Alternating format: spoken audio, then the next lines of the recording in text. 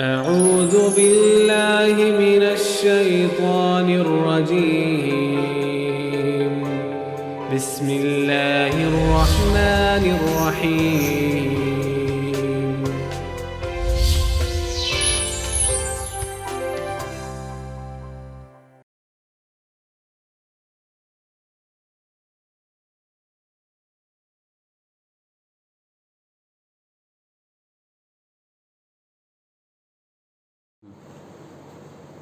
أعوذ بالله من الشيطان اللعين الرجيم. بسم الله الرحمن الرحيم. الحمد لله رب العالمين، والصلاة والسلام على أشرف الأنبياء والمرسلين، سيدنا ونبينا وشفيع المذنبين وأهل بيته الطيبين الطاهرين المعصومين المظلومين، لعنة الله على أعدائهم أجمعين من يومنا هذا إلى قيام يوم الدين. أما بعد، فقد قال الله سبحانه تبارك وتعالى في كتابه المبين وقوله الحق. بسم الله الرحمن الرحيم. وَإِنَّكَ لَعَلَىٰ خُلُقٍ عَظِيمٍ. پروردگار عالم اپنی پاک اور پاکیزہ کتاب قرآن مجید میں سورہ قلم کی 4 آیت میں، یہ سورہ قلم جو 68واں سورہ ہے، ارشاد فرما رہا ہے پروردگار عالم کے اے نبی، آپ خلق عظیم کے درجے پر فائز ہیں. عزیزان گرامی، اس سے پہلے کی جو 2 درس ہیں اس میں اسی اخلاق حسنہ کے اوپر کچھ مختصر سی گفتگو کی گئی ہے. اس رمضان المبارک کے پاک اور پاکیزہ اور رحمت و نعمتوں والے مہینے میں چونکہ ہمارے تمام لوگ مومنین مومنات سب گھروں میں عبادت کر رہے ہیں اور کافی وقت ہے، کرونا کی وجہ سے جو لاک ڈاؤن ہے اس میں لوگ نہیں نکل پا رہے ہیں، تو کم سے کم اس کا ہم فائدہ اٹھائیں. یہ سوچ کے ہم لوگوں نے بھی یہ پروگرام بنایا ہے کہ 20-25 منٹ کے 2 درس 5 رمضان سے 17 رمضان تک دیے جائیں، جس میں کافی ہمارے اچھے علماء بھی ہیں اور واعظین ہیں، خطبہ ہیں جو مختلف عنوانات پر لوگوں سے مخاطب ہوں گے. اور اس بات کی کوشش کی جا رہی ہے کہ زیادہ سے زیادہ ہم کار خیر میں لگے رہیں، ہمارے خیر میں لگے رہیں، اور دین کی باتوں کو جو موقع ملا ہے سمجھنے کا، تو جتنا بھی ہو سکتا ہے ہم اس راستے پر چلیں، سمجھیں. تو آج اس اخلاق کے سلسلے میں گفتگو کو مجھے آگے بڑھانا ہے، اور علم اخلاق کے سلسلے سے جو سیرت پیغمبر اسلام اور امام معصومین ہے اس کو پیش کیا جا رہا ہے مسلسل. آج بھی اسی حوالے سے گفتگو آگے بڑھ رہی ہے، اور ہم اخلاق کے مختلف پہلوؤں پر آج بات کریں گے. لیکن اس سے پہلے اس بات پر غور کر لیں کہ حیات ابدی اور سعادت سرمدی انسان کو اس وقت تک حاصل نہیں ہو سکتی جب تک صفات رذیلہ ترک نہ کیے جائیں اور صفات حسنہ کو اختیار نہ کیا جائے. دونوں چیزیں ساتھ ساتھ نہیں چل سکتی. کبھی میں نے کہا تھا کہ اگر کوئی طبیب ڈاکٹر کوئی دوا لکھتا ہے تو اس کے ساتھ وہ کچھ پرہیز بھی لکھتا ہے. دوائیں بھی کھائی جائیں اور اس کا پرہیز بھی کیا جائے، ورنہ مرض بڑھتا رہتا ہے. لہٰذا برائیوں کے ساتھ ساتھ اچھائیاں نہیں چل سکتی. آپ ٹنکی میں پانی بھر رہے ہیں، بہت کار خیر کر رہے ہیں، اچھا عمل کر رہے ہیں، اور نیچے سے ٹنکی کا جو ہے پائپ کھول دیں تو جتنا پانی آ رہا ہے اسی حساب سے نیچے وہ چلا جا رہا ہے، جمع کچھ نہیں ہو پا رہا. تو یہ جو ہے ایک اہم پہلو ہے کہ ہم جو برائیاں ہیں اس کو ترک کریں. اور جو اچھے اعمال ہیں، جو اعمال حسنہ ہے، اس کو ہم اختیار کریں. تو ان پر عمل پیرا ہونے سے پہلے ہمیں علم معرفت اخلاق حاصل کرنا پڑے گا. جیسے اب تک میں نے 2 درس میں بھی اخلاق کے سلسلے سے کچھ اہم نکات بیان کیے جو دعاؤں کے ذریعے سے ہیں، کتابوں میں جو احادیث ائمہ کے ذریعے سے پیش کیے گئے، تو ان کو ہمیں جو بیانات ہیں، جو تعلیمات ہیں، اس کی ہم کو اسٹڈی کرنا پڑے گی، مطالعہ کرنا پڑے گا. تبھی ہم اچھا اور برا سمجھ سکتے ہیں کہ امام نے ہم کو کس اچھے اخلاق کی طرف دعوت دی ہے اور کس اخلاق رذیلہ سے ہم کو روکا ہے. اب چونکہ انسان اشرف المخلوقات ہے، جتنی بھی مخلوقات حیوانات میں ہیں ان سب میں افضل انسان ہے. اور انسان کو پیدا کرنے کا مقصد اللہ نے کیا بتایا کہ ہم نے جن اور انس کو نہیں پیدا کیا مگر یہ کہ وہ ہماری عبادت کریں. اب عبادت کے لیے انسانوں کو پیدا کیا ہے، یہ قرآن کا فرمان ہے. دوسری طرف قرآن میں ہے کہ جو ہمارے دوسری مخلوقات ہیں، پرندے ہیں، درندے ہیں، چڑیاں ہیں، جانور ہیں، چوپائے ہیں، جو بھی، اور یہ جس میں نفس پایا جاتا ہے، جس کو موت آنی ہے، تو وہ سب ہماری تسبیح کرتے ہیں، ہماری عبادت کرتے ہیں اور ہمارا ذکر کرتے ہیں. تو اب انسان کو پیدا کیا گیا ہے کہ وہ ہماری عبادت کرے، اللہ کہہ رہا ہے. اور یہ جو حیوانات ہیں وہ بھی اللہ کی عبادت کر رہے ہیں. تو پھر عبادت میں فرق کیا ہوا ہمارے میں؟ عبادت تو وہ بھی کر رہے ہیں، عبادت تو ہم بھی کر رہے ہیں.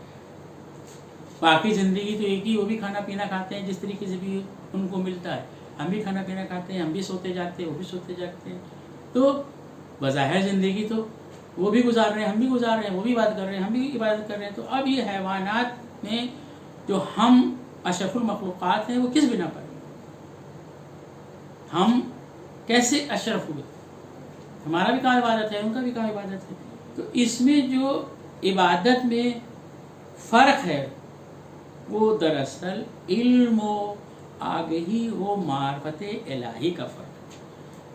جو انسان عقل و شعور کے ساتھ علم و معرفت الہی حاصل کرتا جاتا ہے، اس کا مرتبہ حیوانات میں بلند ہوتا جاتا ہے، وہ اشرف المخلوقات ہوتا جاتا ہے، جو کہ جانوروں میں نہیں پایا جاتا ہے. تو انسانوں کے درمیان پروردگار عالم نے اسی لیے ہادی 1,24,000 انبیاء ہیں، اور جب ہمارے آخری پیغمبر آئے تو انہوں نے پھر یہ بتایا کہ اب میں جا رہا ہوں تو میرے بعد میرے جانشین، میرے خلیفہ مولا کائنات علی ابن ابی طالب ہوں گے. اور اس کا اعلان غدیر قوم میں کیا گیا کہ من کنت مولا ہو فہذا علی مولا، جس کا میں مولا ہوں اس کے لیے علی مولا ہوں. تو اور اس کے بعد پورے 12 جو ہمارے امام ہیں ان کے نام بھی بتایا کس طریقے سے ایک کے بعد یہ امام ہوں گے. تو یہ ہدایت کا اسی لیے انتظام کیا کہ جگہ جگہ یہ انسانوں کو حق کا راستہ، سیدھا راستہ، کامیابی کا راستہ یہ دکھا سکیں، جو کہ جانوروں میں اور انسانوں میں یہ چیز فرق پیدا کرتی ہے. تو اس لیے علم و آگہی، معرفت دین بغیر علم کے حاصل نہیں ہوتا ہے. تو علم کو حاصل کرنا بہت عظیم عبادت ہے، بہت حدیثیں ہیں، بہت حدیثیں. آج میں صرف ایک پیغمبر اسلام کی حدیث پیش کرنا چاہتا ہوں کہ جس میں آپ نے ابو ذر سے یہ ارشاد فرماتے ہیں، پیغمبر اسلام کہتے ہیں کہ 1 ساعت اس مجلس میں بیٹھنا جس میں گفتگو علم و معرفت خدا ہو، 1 ساعت اس مجلس میں، اس پروگرام میں بیٹھنا جس میں گفتگو علم و معرفت خدا ہو،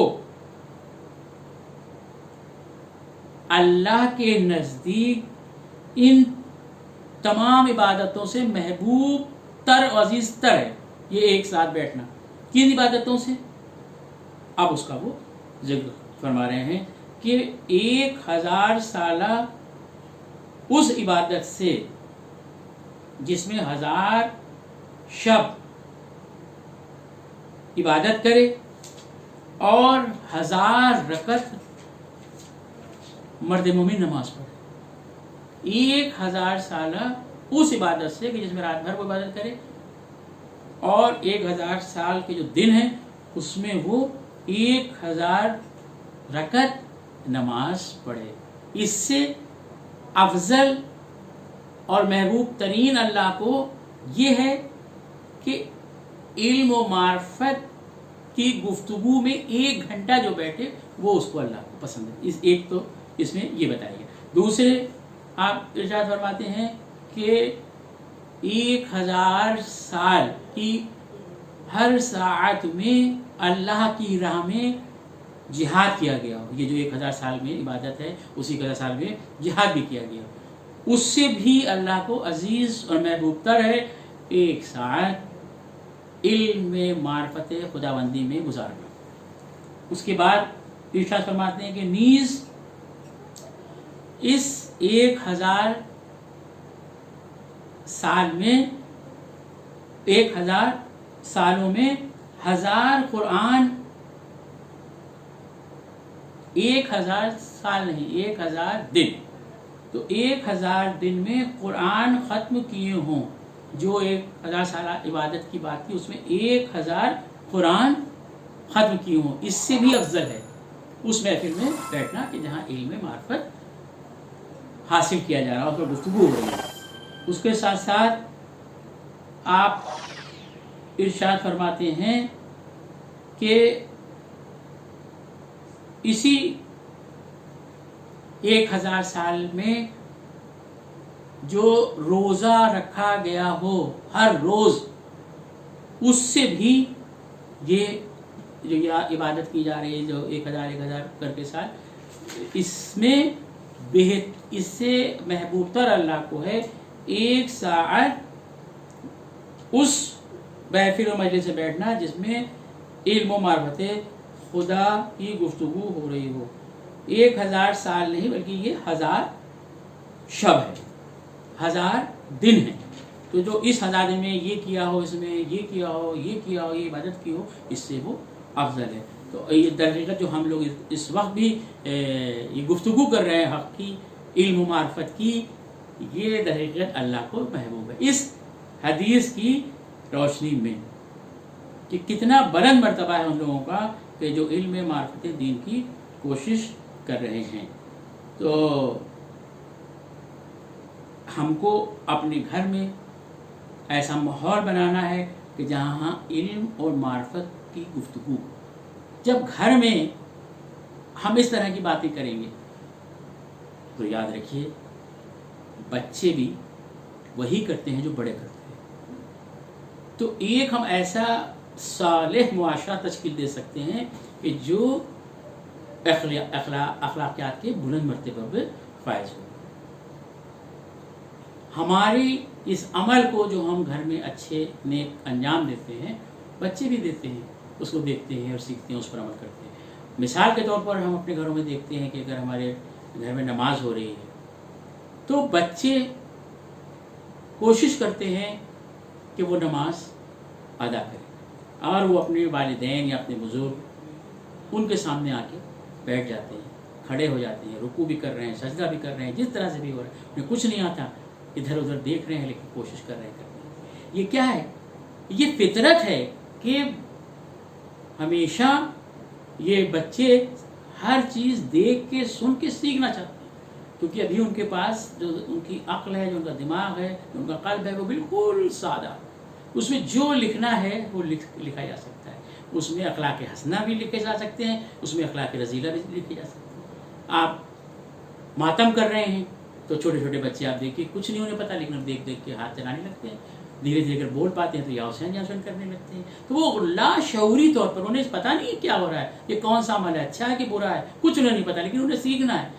वो जो कुछ देखते हैं वो सीखते हैं, पूछते हैं, जानना चाहते हैं। लिहाजा अगर घर का माहौल अखलाक हसना से मुनव्वर है तो हमारे आसपास हमारे घर में जहाँ भी हम उठते बैठते हैं, अगर वो बच्चे हैं, छोटे हैं, नौजवान हैं, तो वो उसे सीखने की कोशिश करते हैं।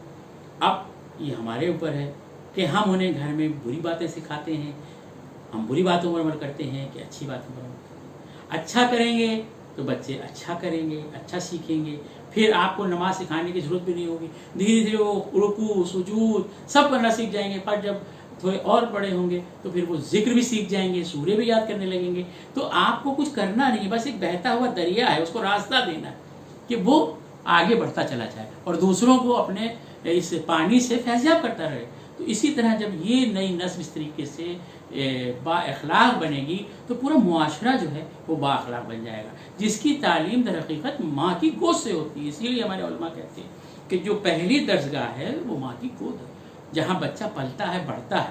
وہ ماں باپ جو اس کو پال رہے ہیں, جو اس کے ساتھ اٹھ بیٹھ رہے ہیں, وہ انہی کو دیکھتا ہے, وہ ساری دنیا انہی کو سمجھتا ہے, لہٰذا وہ سب انہی سے سیکھنے کی کوشش کرتا ہے اور وہ ہر اچھا ہو یا برا ہو وہ کام انجام دیتا ہے. تو ہمیں ان چیزوں پر غور کرنا ہے کہ جو ہم عمل کر رہے ہیں وہ کہیں بچوں کے لیے نقصان دہ تو نہیں. اس لیے ان کی تربیت جو ہے وہ شروع سے اگر اسلامی اور اخلاقی پہلوؤں پر ہوگی تو انشاءاللہ بہترین اخلاق کا نمونہ بنتے ہوئے نظر آئیں گے اور زندگی میں ہمیشہ کامیاب اور کامران رہیں گے. چھٹے امام جعفر صادق علیہ السلام میں آپ کا کردار کا واقعہ ہے جو پیش کرنا چاہتا ہوں. کہ جو ایک بہترین زندگی گزارنے کا طریقہ ہمارا ائمہ نے بتایا, اس میں سے یہ دیکھیے اصول ہے کہ آپ نے ایک غلام کو بھیجا کسی کام کے لیے, لیکن وہ غلام نہیں آیا. کافی دیر ہو گئی تو امام آخر کو خود گئے.